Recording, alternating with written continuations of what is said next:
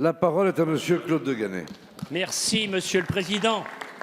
Ma question s'adresse à Madame la ministre de la Justice. Je n'ai jamais été autant épanoui idéologiquement et mentalement qu'en prison. Je vais apprendre le Coran et sortir plus fort. C'est en ces termes que s'exprime Youssef, citoyen français de 27 ans, interrogé en prison par Hugo Micheron, chercheur à l'ENS, qui qualifie la prison comme l'ENA du djihad. Alors pourquoi, Madame la ministre, vouloir rapatrier sur notre territoire national les djihadistes français arrêtés en Syrie et en Irak?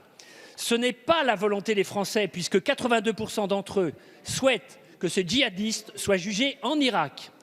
Ce n'est pas non plus la volonté de Monsieur le ministre des Affaires étrangères, qui, il y a un mois, rappelait que la position intangible de la France était de les juger sur le théâtre où ils ont combattu.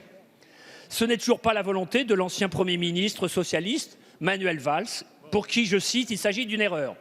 Plus qu'une erreur, ce serait sciemment faire courir un danger supplémentaire à notre société, encore régulièrement ciblée par le terrorisme islamiste. Flavien Moreau, premier djihadiste français condamné à son retour de Syrie, est sorti hier de prison où il avait, au cours de son incarcération, tenté d'agresser les surveillants avec une arme artisanale. Bien que libre aujourd'hui, il est pourtant décrit comme un leader radical, charismatique, dont l'engagement djihadiste n'a pas faibli. Vous souhaitez donc rapatrier 200 adultes radicalisés, 200 Flavien Moreau supplémentaires, la plupart formés au maniement d'armes de guerre, et les faire prendre en charge par un système judiciaire complètement submergé en matière de terrorisme. Le prochain idéologue en chef de Daesh est peut-être actuellement incarcéré dans une de nos prisons. Madame la ministre, alors que 13 de nos soldats sont récemment allés jusqu'au sacrifice ultime pour éloigner la menace djihadiste de notre territoire national, comment pouvez-vous envisager de rapatrier l'anti-France au sein d'un système carcéral qui la fera croître? Merci, cher collègue. La parole est à Monsieur Jean-Yves Le Drian, ministre de l'Europe et des Affaires étrangères. Monsieur le député de Ganay, la priorité du gouvernement a toujours été d'assurer la sécurité de nos concitoyens dans le respect de nos principes et de nos valeurs.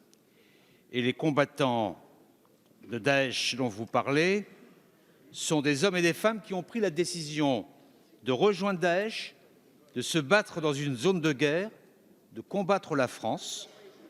Ils doivent être donc poursuivis au plus près du lieu où ils ont commis leurs crimes.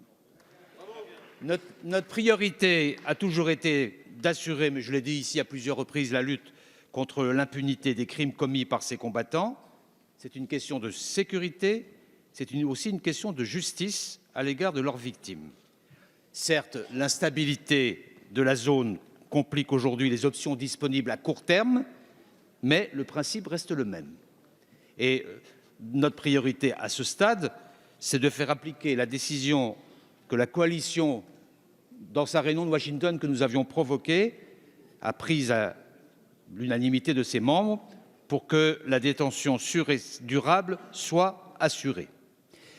À la différence de ces combattants, les enfants, eux, par contre, doivent avoir un sort différent. Je pense que vous avez confondu dans les propos de la garde des Sceaux les deux points de vue.